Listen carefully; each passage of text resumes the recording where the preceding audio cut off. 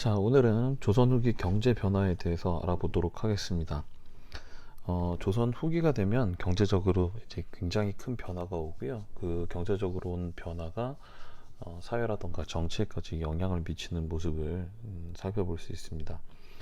그러면 그 조선 후기 경제적 변화의 가장 큰 원인이라고 할까요? 아니면 시작이라고 할까요? 그게 이제 바로 모내기의 확산입니다. 그래서 이번 시간에는 모내기에 대한 설명부터 이제 시작을 해야 되겠네요. 자, 모내기라고 하는 걸 하게 되면 농업 생산력이 증대가 되고 그리고 그 생산력이 증대가 된 걸 바탕으로 해서 이제 사회가 바뀌게 되는 건데요. 그래서 지금 보시면 이제 일단 새로운 농법이 도입이 됐다. 이제 모내기가 도입이 되고 이제 거기다가 더해서 농기구도 바뀌고 그리고 이제 12법.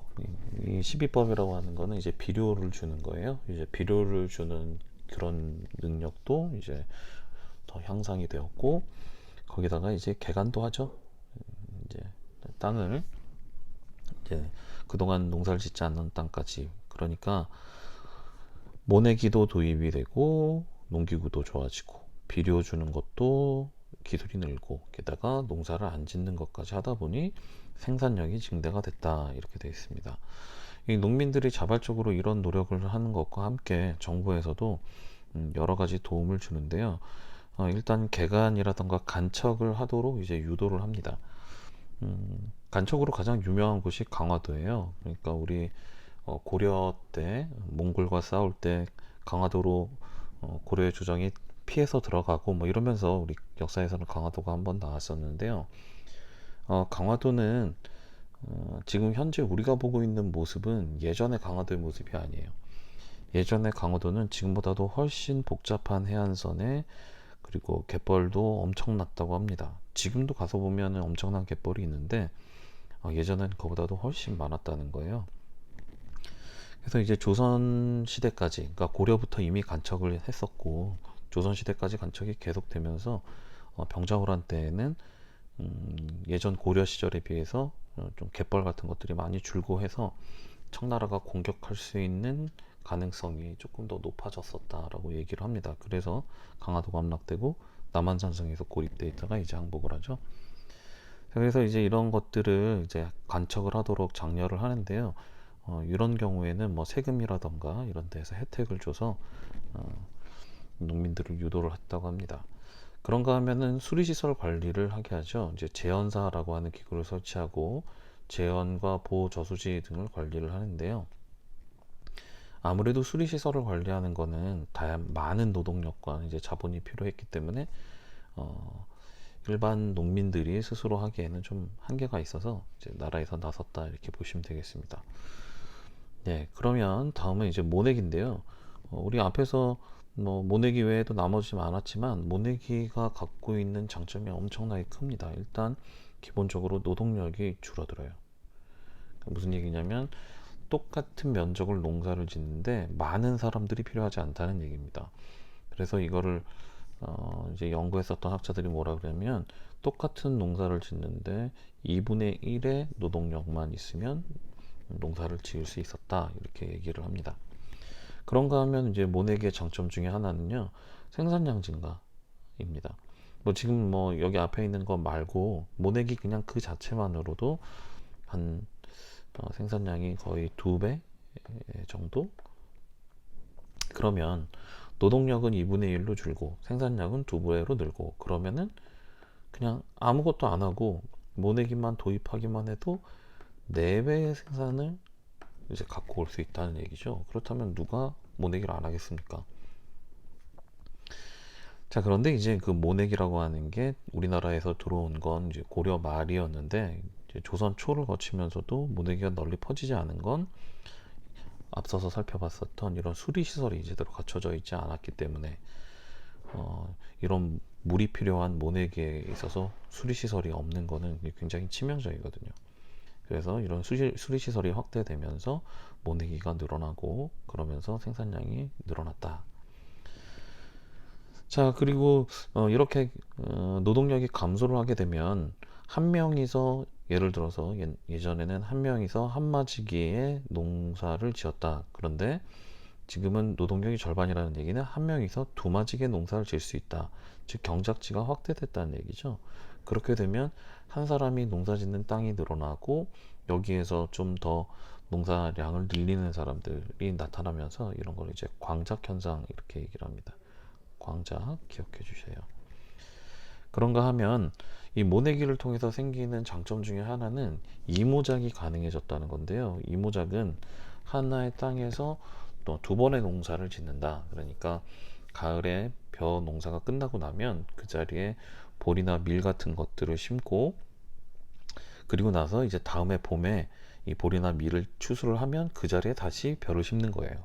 근데 그 전에는 이게 좀 불가능했던 게, 모내기라고 하는 건 모판이라고 하는 그 다른 곳에서 이제 모를 키우고 그 키운 모를 논에다 옮겨 심는 건데, 이 모가 싹이 터서 어느 정도 자라는데 걸리는 그 기간, 요 시기가 이 벼가 이렇게 자라는 시간이 보리하고 밀이 이렇게 연글어가는 시기에 하고 겹친대요. 그래서 어, 보리하고 그 다음에 밀을 다 끝낼 때까지 기다려서 벼를 심으면 이제 농사가 잘 안 됐다고 합니다. 그래서 이제 벼를 선택을 하고 이제 가을 겨울에는 이제 놀렸는데, 이제는 보리하고 밀이 익을 때까지 충분히 키우고 그 사이에 이제 모판에서 뭐가 자라고 있으니까요. 거기다가 이제 발달한 시비법으로 이제 겨울에서 봄까지 했었던 농사가 끝나면 그곳에다가 비료를 주고 물을 고이게 해서 모를 옮겨 심는 방법이 가능해지니까 생산량이 많이 늘었죠. 특히나 이렇게 해서 이제 추가로 얻어지는 보리하고 밀은 세금을 내지 않아도 됐었다고 합니다. 그래서 이거는 온전히 농사 짓는 사람들의 몫이었대요. 자, 조선 후기 경제적 변화의 두 번째는요, 상품 작물과 구황 작물의 재배를 볼 수 있습니다. 상품 작물이라고 하면은 말 그대로 내다 팔려고 만든 작물입니다. 그러니까 자기가 다 먹는 게 아니에요. 보통 벼농사 같은 경우에는 기본적으로 자기가 먹으려고 농사를 짓는 건데, 상품 작물은 내다 팔려고 이제 아예 작정을 하고 시작을 한 겁니다. 그 상품 작물이라고 하면은 이제 가장 유명한 게 이제 인삼하고 이제 담배, 그리고 이제 목화, 채소, 약재, 뭐 이런 것들이 상품 작물인데, 그 중에서도 인삼과 담배에 대한 선호가 높았다고 합니다. 인삼의 경우에는 수출품으로 굉장히 고가의 거래가 되고 있었기 때문에 재배만 된다고 하면 인삼을 많이 재배를 하려고 했고요. 담배도 이제 기호품으로 이 무렵에 우리나라에 전파가 돼서 사람들이 담배 중독이 많이 됐기 때문에 담배를 이렇게 키워서 파는 게 돈이 제법 됐다고 합니다. 이게 가능한 이유는 바로 앞서서 봤던 모내기라던가 뭐 이런 걸 통해서 농사를 지어서 먹을 만큼이 충분히 확보가 되니까 벼농사를 짓던 곳에다가 이런 돈으로 바꿀 수 있는 상품 작물들을 재배를 했던 거죠. 그런가 하면 우리나라가 참 가뭄이 많이 드는 나라였는데, 이 가뭄이 들 때를 대비할 수 있는 구황 작물 등이 이때 들어옵니다. 대표적인 게 이제 고구마하고 감자죠. 그래서 고구마, 감자가 이때 들어오면서 이제 빈 땅 같은 거, 좀 척박하고 빈 땅들 이런 데에다가 고구마하고 감자를 심어서 벼농사에서 부족한 부분을 채우기도 하고 뭐 내다 팔기도 하면서 이제 농촌의 생활이 큰 변화가 오게 된 거죠. 이제 가장 큰 변화는 뭐냐면 필요한 노동력이 이제 예전만큼 많이 필요하지 않으면서 노동력이 남아서 그 남는 노동력이 어디론가 가야 하는 상황이 생긴 거죠. 그러면은 농사를 짓지 못하는 사람들은 어디로 갔을까요? 바로 여기서 등장하고 있는 농업을 대체하는 민영 수공업하고 그리고 광업으로 일자리를 얻어서 이동을 하게 됩니다. 자, 먼저 민영 수공업부터 살펴보면요. 수공업이라고 하면은 이제 손으로 물건을 만들어서 파는 걸 수공업이라고 하는데, 조선 초까지는 관영수공업이라 그래서 관청에서 주도하는 그런 수공업이었어요. 그런데 이제 대동법이라고 하는, 우리 앞서서 배웠던 대동법으로 시장에서 물건을 구입하는 그 국가 정부라고 하는 큰 이제 손이 이제 나오게 됐고요. 큰 손이 등장을 했고, 거기다가 도시에 사람들이 많이 몰려 살면서 이 사람들이 다들 자기가 하는 일이 있는데 예전처럼 자기 손으로 그냥 물건을 만들어서 사용하기보단 그냥 차라리 돈을 벌고 그 돈으로 물건을 사는 시대가 온 거예요. 그래서 수거 제품의 수요가 증가하면서 이제 시장 판매를 위한 생산이 활발하게 운영이 됐고요. 처음에는 장인들이 장인세를 납부한 이후에 자유롭게 물품을 이제 생산하고 그거를 이제 시장에 파는 뭐 그런 형태였는데요. 이런 것들이 이제 아예 시장만 바라보는 형태로 바뀌게 됩니다. 그게 이제 뒤에 나오는 선대제고요. 국가의 경우에는 예전에는 세금으로 이제 물건을 이제 납품을 받았는데 아무래도 그 품질이라는 게 장인들이 직접 만들어서 팔려고 만들었던 거에 비해서는 좀 수준이 떨어지거든요. 그래서 국가에서는 이제 장인이 만든 걸 사던가 아니면은 장인들을 동원해서 물건을 만들 때 이제 임금을 주고 고용을 하죠. 그러면서 돈을 주고 사람을 사서 물건을 만들게 하는 방식입니다. 자, 그런데 이 무렵에 이제 여러분들 기억하셔야 하는 중요한 내용이 나왔네요. 선대제가 이 무렵에 유행을 합니다. 여기 별표를 한번 쳐볼까요? 별표를 치고, 자, 선대제라고 하는 거는 먼저 대준다라는 뜻이에요. 뭘 먼저 대준다? 그러면 물건이 아직 생산이 안 됐는데 물건에 필요한 자금을 미리 지급을 하고 그다음에 그 물건을 독점하는 방식입니다. 이제 공인, 이제 대상인, 이제 공인 그러면 대동법으로 물건 구입하는 사람들이죠. 그리고 대상인, 그럼 큰 상인들이 이 사람들은 돈은 있는데 필요한 물건이 없는 경우가 있는 거예요. 아직까지 이런 수공업이 발달하지 않아서. 그러면은 수공업을 할 수 있는 사람들에게 미리 대금을 지급을 하고 그 다음에 제품을 독점을 한 겁니다. 근데 이제 처음에는 장인들이 내가 돈이 없어서 물건을 못 만들어 내다 팔았다 이렇게 돼서 돈을 받아서 물건을 이 사람들한테 넘겼는데 세월이 좀 흐르기 시작을 하면서 장인들 입장에서는 내가 만든 물건을 내가 직접 내다 팔면 더 비싼 값을 받을 수 있는데 왜 이런 공인이나 대상인들이 주는 돈을 받아서 생산을 해야 되냐 이거죠.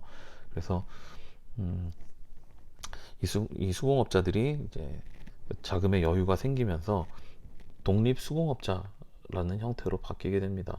그래서 18세기 후반이 되면은 독자적으로 물품을 생산을 하고 보부상 등을 통해서 전국 시장에 판매하는 그런 모습도 보여줍니다. 이게 이제 유럽에서 등장을 하는 그런 수공업자 길드, 상인 길드 같은 그러니까 유럽이 산업혁명으로 가는 그런 과정과 유사하다라고 이렇게 평가를 합니다.